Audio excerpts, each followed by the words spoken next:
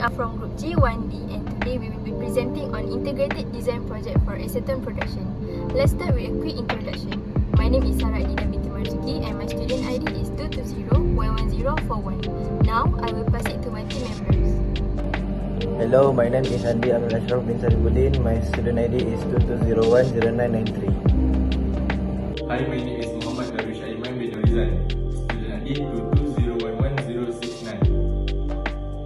Hello everyone, my name is Nurul binti ikhsan and my student ID is 220111257. Hi everyone, my name is Tan Kaisa. My student ID is 220100814. So today, I will briefly discuss the application of chemical engineering principles in optimizing the acetone production process via the dehydrogenation of isopropanol. The core principles here are mass and energy balances.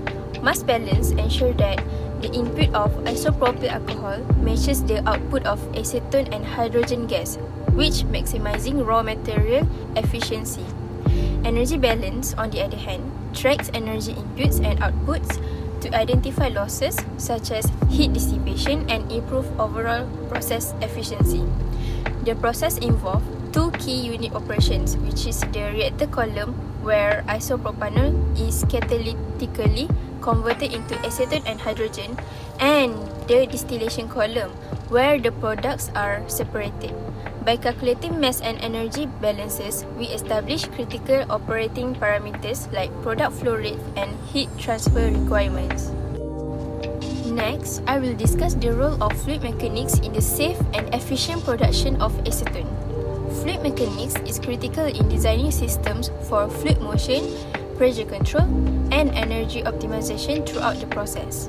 The key applications include designing piping systems to minimize blockages, pressure losses, and turbulence.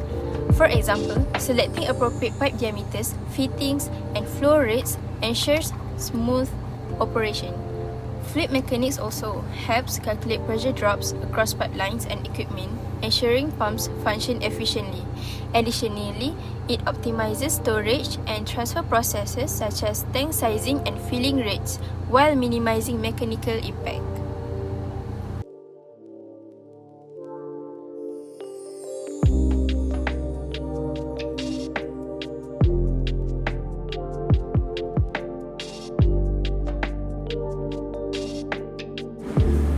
For Chapter 2 of Integrated Design Project, which is Principle of Chemical Engineering, the formula for mass balance in reactive system is all in is equal to all out, while energy balance in reactive system is delta H is equal to the molar volume times delta pressure. Meanwhile, to determine energy balance, we need to use the formula given, which is delta H is equal to the sum of N out times enthalpy out minus sum of N in times enthalpy in.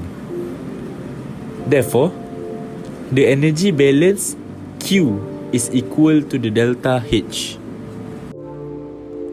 For the non-reactive system part, I will be explaining the mass and energy balance calculation for a non-reactive system in the acetone scrubber. For the mass balance, I use the overall mass balance to find all the component molar flow rate, which is all in equals to all out, which is L1 plus G1 equals to L2 plus G2. For the energy balance, I set the reference state for the inlet is equals to 25 degrees Celsius and 1 atm. So all the specific enthalpy for L1 stream 3 and G1 stream 2 are equals to 0. And to find the outlet specific enthalpy, the outlet streams are 70 degrees Celsius and 2 atm.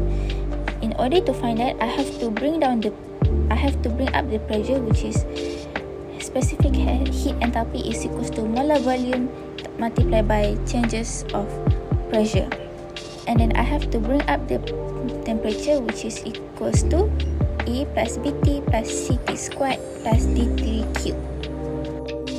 Hi everyone, I'm Tan Kaisang. I will be presenting the piping lines we are using in this project, where there is 7 pipeline taken into calculation. Pipe 1, where isopropyl alcohol solution enters the reactor, which is labeled as R401. Pipe 2, where the solution exceeds the reactor and enters the acetone scrubber, which is labeled as T401. Pipe 3, where the processed water enters the acetone scrubber from top. Pipe 4, where the vapor product exceeds the acetone scrubber from the top product stream. Pipe 5, where the liquid product exceeds the acetone scrubber from bottom product stream and enters the light gas separator, which is labeled as S401. Pipe 6, product from light gas separator S401s enters another additional light gas separator S402 to separate acetone from other liquid component. Whereas the last pipe, pipe 8, the product, which is acetone that leaves the light gas separator S402, will be transported to the storage tank.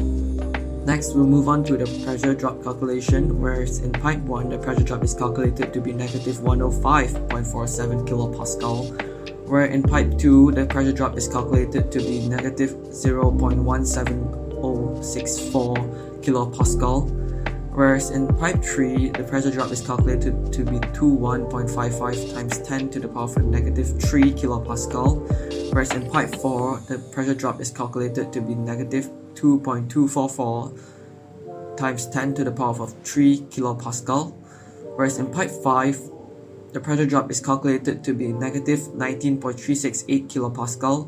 In pipe 6, the pressure drop is calculated to be negative 29.96 times 10 to the power of negative 3 kilopascal. In pipe 8, the pressure drop is calculated to be negative 0.007563 kilopascal. For main product delivering strategies, the process of transferring acetone from the separator to the storage tank requires understanding fluid flow mechanics and thermodynamics. For strategy 1, which is mass flow rate consideration, mass flow rate M equals to rho AV is essential for system efficiency. Conservation of mass ensures mass entering equals mass exiting. Pipe diameter selection and Reynolds number analysis determine laminar or turbulent flow. The second one is strategy 2, controlling pressure throughout the system. First law of thermodynamics, which is Bernoulli equations, ensure energy conservation in a streamline. Second law of thermodynamics, which is friction and heat dissipation cause energy loss, reducing system efficiency. Extending Bernoulli's equation incorporates work and friction loss, showing how velocity and pressure adjust accordingly. Next one is strategy 3, which is frictional loss in the piping system. Frictional losses occur due to pipe walls and fittings. Calculate using Darwish and minor loss equation. Factor affecting energy loss: pipe roughness increase friction, pipe length and diameter impact resistance and pressure drops. The last one is strategy 4, gravity assistance. Positioning the storage tank lower than the separator reduce pump workload. Gravity helps in fluid movement, improving energy efficiency. Controlling velocity prevent excessive turbulence and friction loss. Next one is for pump power. So pump power is P equals to rho GQH over the pump efficiency. So our mass flow rate is 8.85 kmol per hour. So we get the pressure drop from the past calculation at the top, which is 215.35000 divided by 1000 times 9.81, which is equals to 2195.3 meter. So we plug into the equation and then we get 254.239 watt. This project focused on sustainable acetone production via isopropanol dehydrogenation. We applied chemical engineering and fluid mechanics principles to optimize energy use, maximize reactant efficiency, and ensure safety. The key steps include setting the ideal catalyst ratio, reaction conditions, and temperature for maximum acetone yield. Energy and mass balances minimize waste and enhance energy recovery, while fluid mechanics ensure smooth flow through pressure loss calculations, pipe sizing, and gravity-driven system. An automatic control system maintains the safe operations. All in all, This project integrates engineering principles with sustainability, aiming for cleaner chemical production. That's all from us. Thank you.